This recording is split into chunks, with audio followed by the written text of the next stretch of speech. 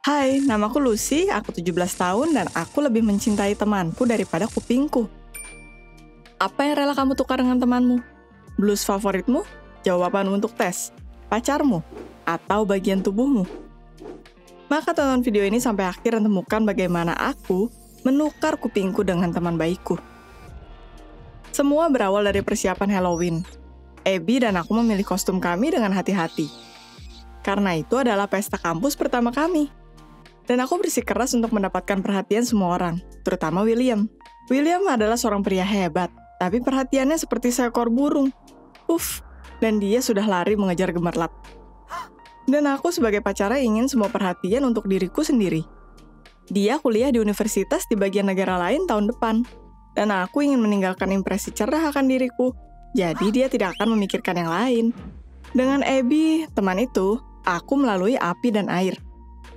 Kita seperti saudara kandung, yang berbagi semuanya dengan satu sama lain. Kita terbiasa membaca dongeng yang sama ketika kita kecil. Kita duduk di meja yang sama di sekolah dan menyukai permen karet yang sama. Dan sekarang, kita menyukai acara TV dan selebriti yang sama. Aku ingat satu kali ketika kita berkuliah, kita mengenakan gaun hijau yang sama dan sepatu hitam. Dan kita terlihat seperti saudara kembar, terutama dari belakang. Ini adalah cerita yang kita ingat ketika kita sedang memilih kostum. Kita berdua menyukai kostum penyihir, yang menyeramkan dan menarik.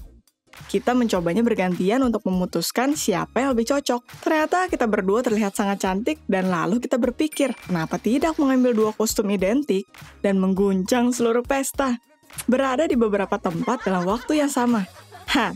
Kita membeli kostum ini dan berpapasan dengan William di kasir. Kamu tahu bagaimana itu? Tidak ada hal buruk yang sepertinya akan terjadi, tapi kamu tetap mendapat perasaan yang buruk. Willy langsung mulai mengejek kami. Tidak, dia memuji selera kami, tentu saja. Tapi kata-katanya, aku tidak ingin bingung melihatmu, membuatku tidak tenang. Dan ketika Willy berkata dengan sebuah senyuman bahwa dia takut untuk memberitahu Abby beberapa rahasia cinta secara privat, karena kita terlihat seperti kembaran dalam kostum itu, aku bahkan meninjunya dengan sikutku. Dan perhatikan, Abby merona dan tertawa dengan semua ini. Teman macam apa? Orang tua Willy pergi saat Halloween, jadi kita memutuskan untuk menggelar pestanya di tempatnya. Abby dan aku adalah bintang dari pestanya.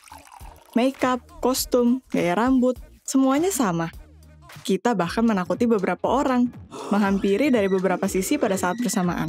Lalu kita mendengar seorang teman dengan percaya diri berkata bahwa Abby adalah orang dengan anting hantu, jadi sekarang mereka tidak akan bingung. Sial, hanya satu hal yang tidak kita perhitungkan.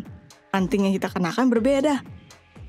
Abby dengan cepat mengatasi masalahnya dan menawarkan untuk bertukar anting dengan cara yang halus, untuk membuat orang-orang bingung total. Ide brilian atau tidak?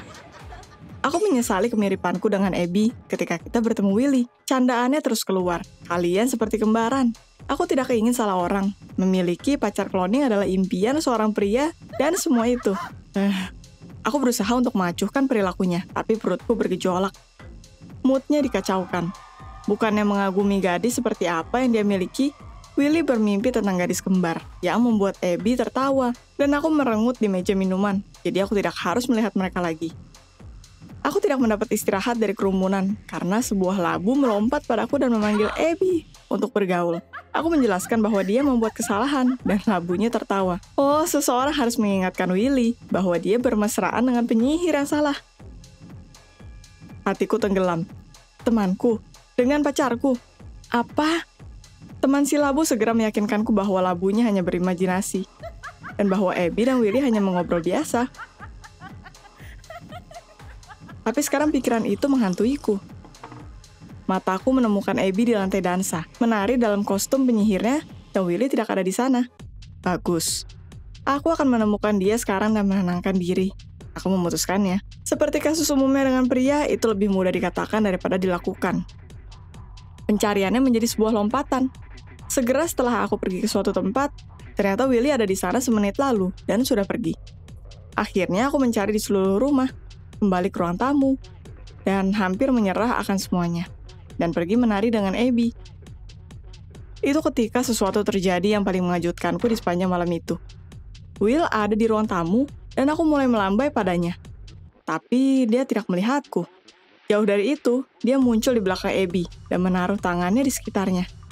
Menaruh tangannya di pinggulnya. Dan teman baikku bahkan tidak berpikir untuk mendorongnya menjauh. Walaupun dia tahu dengan pasti bahwa ini adalah pacarku. Aku lari menyeberangi ruangan, berintensi untuk menamparnya.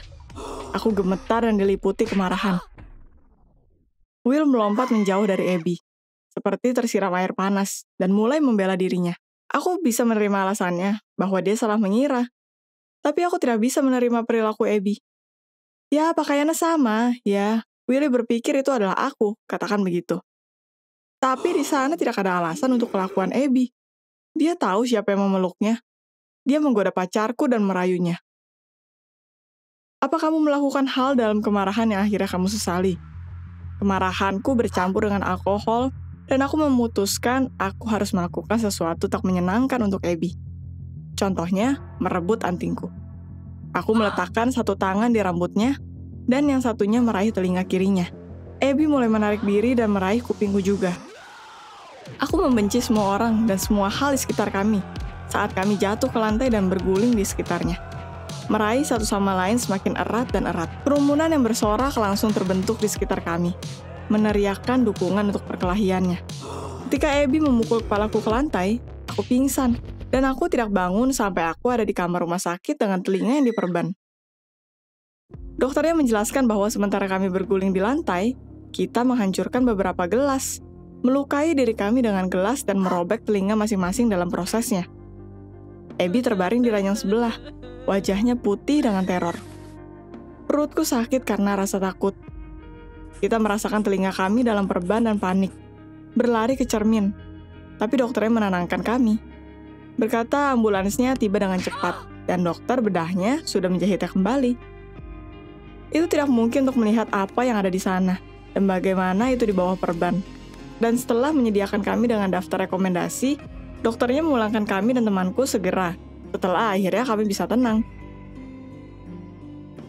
Setelah seminggu, telinga malangku mulai sakit seperti seseorang mencoba merobeknya lagi, dan aku memanjat tembok karena kesakitan ini. Sepanjang minggu, Will mengirimiku gambar lucu dari kucing, dan mendoakanku supaya cepat sembuh.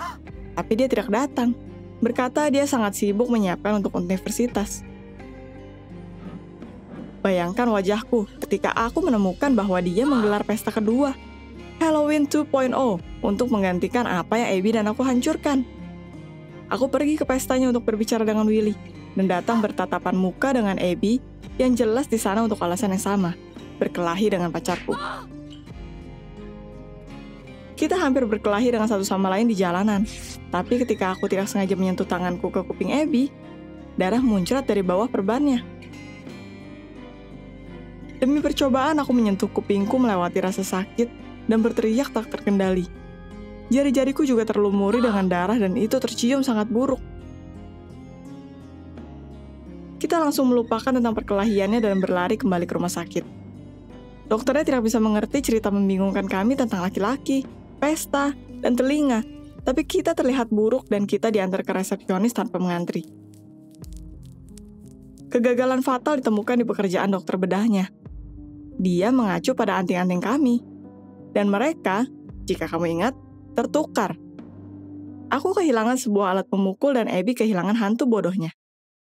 Selama operasi, dokternya mengacu pada anting sial ini, tidak sengaja menjahit telinga Abby padaku dan telingaku pada Abby. Dan sebuah penolakan parah dari jaringan asing dan darah dimulai. Itu perbedaan lain di antara kami, perbedaan golongan darah. Dokternya menawarkan untuk mengoperasi dengan cepat sekarang juga, tapi pesta Willy tidak membiarkanku beristirahat. Aku membisikkan situasinya pada Abby, dan dia adalah teman baikku untuk suatu alasan. Dia mendapat pesannya. Jadi kita berpura-pura bahwa kita berdua benar-benar butuh untuk ke kamar mandi, dan lalu kabur. Apa yang bisa kukatakan? Kejutannya luar biasa. Kita tiba di pestanya sedikit telat dan melihat sebuah gambar yang luar biasa. William menari dengan tangannya di sekitar seorang gadis, berhenti sesekali untuk menciumnya. Oh iya, apa kamu tahu siapa itu? Itu adalah si labu berisik. Aku mengakui aku ingin membunuhnya dan membuat pai labu tepat di sana. Tapi Abby meraih tanganku dan aku menenangkan diri. Jika seminggu tanpa aku cukup untuk membuatnya mengalihkan perhatiannya ke buah dan sayuran, maka ini untuk yang terbaik. Aku tidak menarik rambutnya. Aku hanya mengencangkan peganganku ke tangan Abby, dan kita berjalan dari sana bersama. Dengan diam karena di sana tidak ada ruang untuk kata. Dan kamu subscribe ke channelnya, jadi kamu tidak ketinggalan cerita baru.